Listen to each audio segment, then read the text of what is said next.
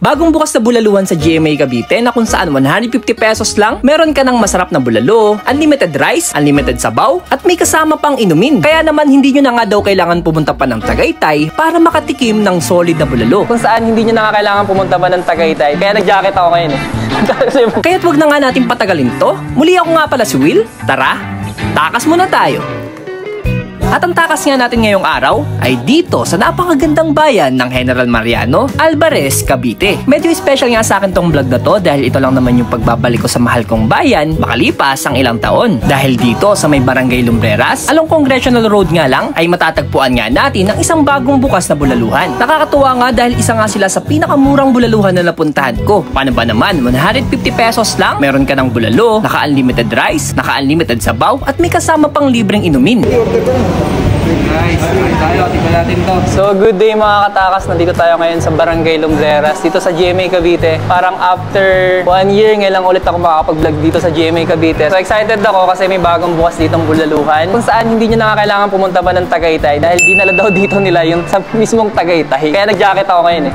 Kasi excited akong matikman yung pagkain nila kasi first time ever na nagkaroon ata ng bulaluhan dito sa GMA na naka-unlimited rice, may unlimited sabaw, may kasama ng soft drinks, tapos meron ka pang bulalo. Excited na ako matikman to. Kasama natin nga pala si Jen Moreno Vlogs, ang isa sa pinaka-solid na vlogger ng South with 1 billion followers, pare. Sobrang solid, isang karangalan. Nakakasama ka sa vlog ko.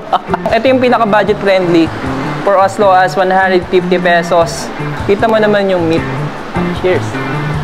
Only rice, only sabi. Medyo marami naman yung serving for 150 pesos ko. Cheers, cheers. Lagay natin sa ano. Cheers, cheers. Sama natin dito. Kumakain ka. Ayun, kumakain ka. Damdag din siya. So yun, una kong kagat ko, may kasamang konting taba yung karne. Para siya naghihiwa-hiwa sa bibig. Quality yung meat, malambot. Siguro medyo natatabangan lang ako ng konti. Pero para sa presyo niyang 150 pesos, ganito na karaming serving.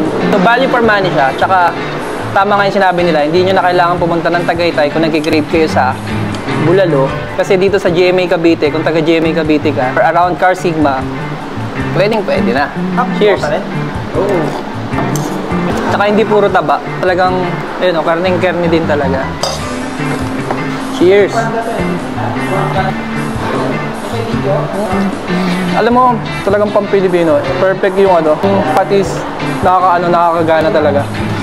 Marami din nakalagay na kalamansi at sili dun sa counter. So, solid. Magsasawa kayo sa silid kalamansi dito.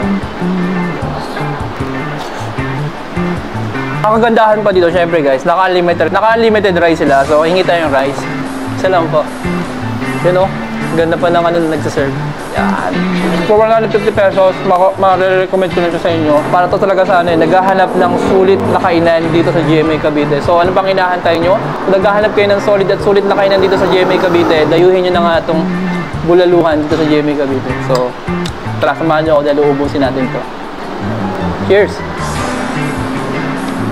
At ayun nga, kung nagkikrave din kayo sa bulalo pero tinatamad kayong pumunta ng Tagaytay, meron na nga kayong option at pwedeng mapuntahan dito sa bayan ng GMA Cavite. So paano? Tara, takas muna tayo!